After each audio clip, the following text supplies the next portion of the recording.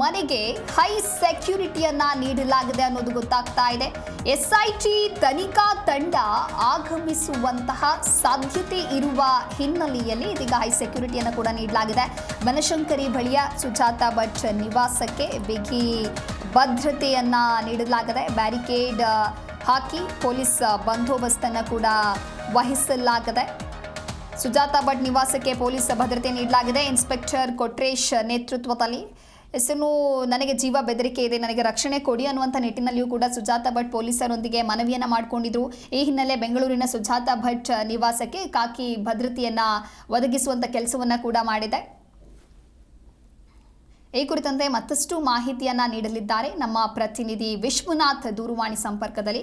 ವಿಶ್ವನಾಥ್, ಇನ್ನು ಸುಜಾತ ಭಟ್ ಅಂದ್ರೆ ಸಾಲ ತೀರಿಸೋಕೆ ಆಗದೆ ಶಿವಮೊಗ್ಗದಿಂದ ಓಡಿ ಹೋಗಿದ್ರ ಅನ್ನುವಂಥ ಪ್ರಶ್ನೆ ಒಂದು ಕಡೆ ಇದೆ. ಜೊತೆಗೆ ನಂತರದಲ್ಲಿ ಆ ಸಂಘದಲ್ಲಿ ಏನು 9 ಜನ ಇರ್ತಾರೆ, ಅವರು ಸುಜಾತ ಭಟ್ ಅವರ ಸಾಲವನ್ನು ತೀರಿಸ್ತಾರೆ. ಅದಾದ ನಂತರದಲ್ಲಿ ಸದ್ಯ ಪೊಲೀಸರಿಗೆ ಜೀವ ಬೆದರಿಕೆ ಇದೆ ಅಂತ ಹೇಳಿ ಮನವಿಯನ್ನ ಕೂಡ ಮಾಡ್ಕೊಂಡಿದ್ದಾರೆ. ಹಾಗಾಗಿ ಪೊಲೀಸರ ಬಿಗಿ ಬಂದೋಬಸ್ತ್ ಯಾವ ರೀತಿಯಾಗಿ ಇದೆ, ಯಾವ ರೀತಿಯಾದಂತಹ ಭದ್ರತೆಯನ್ನ ಒದಗಿಸಿದ್ದಾರೆ?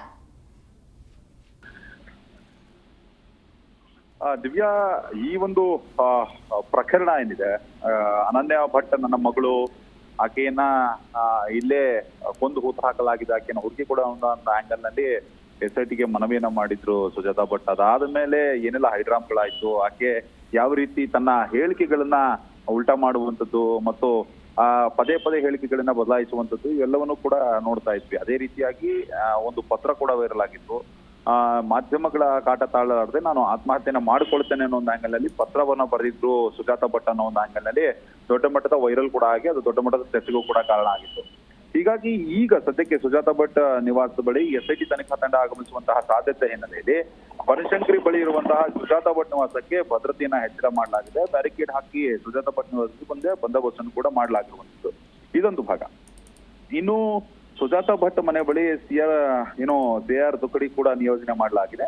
ಈಗಾಗಲೇ ಸುಜಾತ ಭಟ್ ನಿವಾಸ ಏನಿದೆ ಆ ಮನೆ ಬಳಿಯೇ ಸ್ಥಳೀಯ ಪೊಲೀಸರು ಅಂದ್ರೆ ಇನ್ಸ್ಪೆಕ್ಟರ್ ಕೊಟ್ರೇಶಿ ಏನಿದ್ದಾರೆ ಅವರ ನೇತೃತ್ವದಲ್ಲಿ ಬಂದೋಬಸ್ತನ್ನು ಕೂಡ ಮಾಡಲಾಗಿದೆ. ಮತ್ತು ಯಾರು ಕೂಡ ಮಾಧ್ಯಮದವರು ಸುಜಾತ ಭಟ್ ಅವರನ್ನ ಮಾತನಾಡಿಸಬಾರ್ದು ಮತ್ತು ಸಂಪರ್ಕಿಸಬಾರದು ಅನ್ನೋ ಒಂದು ಆಂಗಲ್ ನಲ್ಲೂ ಕೂಡ ಬಿಗಿ ಬಂದೋಬಸ್ತನ್ನ ಕೈಗೊಳ್ಳಲಾಗಿರುವಂತ. ಯಾಕಂತಂದ್ರೆ ಮೊನ್ನೆ ನಾವು ಅವರನ್ನ ಮಾತನಾಡಿಸುವಂತಹ ಸಂದರ್ಭದಲ್ಲಿ ಅವರು ಒಂದು ಬೇರೆ ರೀತಿಯಾದಂತಹ ವರ್ತನೆ ಅಂತಂದ್ರೆ ನನಗೆ ಸಾಕಾಗಿ ಹೋಗಿದೆ ಅನ್ನೋ ಒಂದು ಆಂಗಲ್ ನಲ್ಲೂ ಕೂಡ ಮತ್ತು ನನಗೆ ಬೇರೆಯವರು ಹೇಳಿಕೊಟ್ಟು ಇದನ್ನು ಮಾಡಿಸ್ತಾರೆ ಅನ್ನೋ ಒಂದು ಆಂಗಲ್ ನಲ್ಲೂ ಕೂಡ ನಿನ್ನೆ ಕೂಡ ಅದೇ ರೀತಿಯಾದ ಹೇಳಿಕೆಯನ್ನು ಕೊಟ್ಟಿದ್ರು.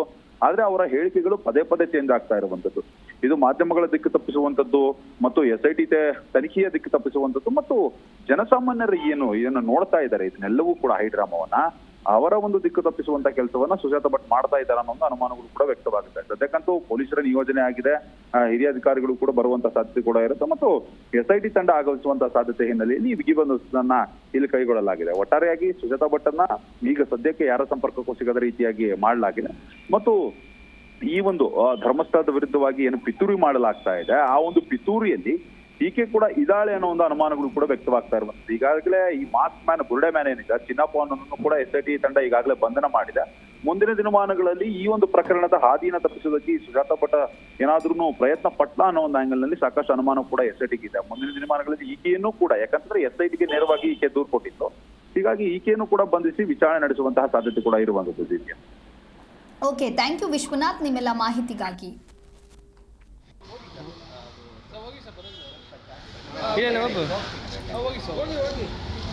ಕ್ಯಾಮರಾ ಹಾಕಿದ್ದಲ್ಲ